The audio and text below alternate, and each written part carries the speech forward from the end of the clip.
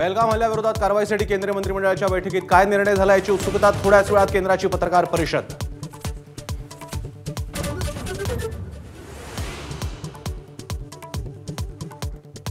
एनआयएचं पथक पुन्हा एकदा बैसनरमध्ये दाखल। प्रत्यक्षदर्शींच्या जबाबाच्या आधारे एनआयए घटनास्थळाचे 3D मॅपिंग करणार। घटनेवेळी उपस्थित सर्व 400 जणांच्या संपर्कात एनआयएचं पथक।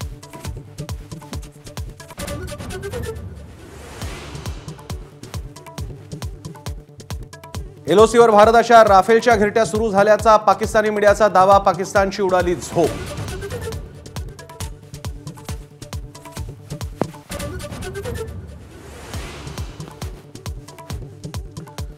पाकिस्तानी सैन्याच्या गुराबती सुरूच। एलओसीसह आता परगवाल सेक्टरमध्ये आंतरराष्ट्रीय सीमेवर गोळीबार झाल्याची एएनआयची माहिती।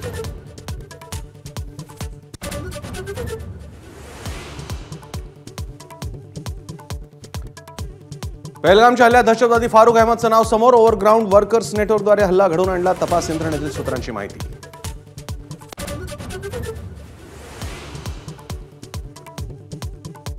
भारताच्या आक्रमक पवित्र्यानंतर मोठ्या दहशतवाद्यांना वाचवण्याची पाकची धडपड। हाफिज सईद आणि मसूद अझहरला कोट लखपत तुरुंगातून बहावलपूरला हलवलं।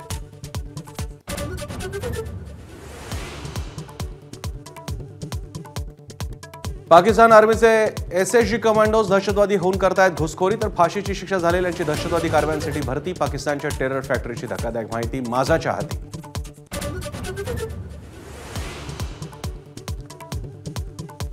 पहलगाम दहशतवादी हल्ल्याबाबत काँग्रेसकडून नेत्यांसाठी मार्गदर्शक सूचना जारी। सार्वजनिक कार्यक्रमात शिस्त बाळगण्याचे पदाधिकाऱ्यांना निर्देश।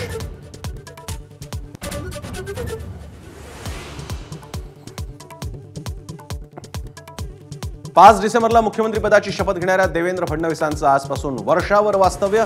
अक्षय तृतीयेचा मुहूर्त गाठत पूजा करत गृहप्रवेश।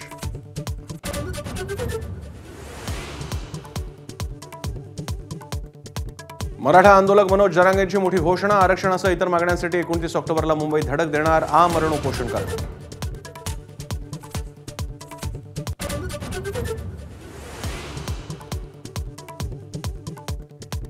पस्तीस वर्ष उल्लेखनीय सेवा बजावणारे विवेक फणसळकर मुंबई पोलीस आयुक्त पदावरून निवृत्त। देवेन भारती नवे पोलीस आयुक्त।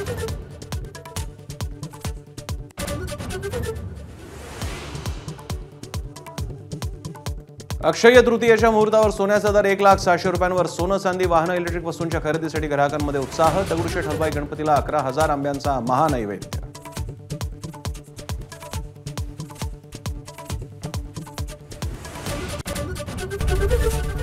एबीपी माझा, उघडा डोळे बघा नीट।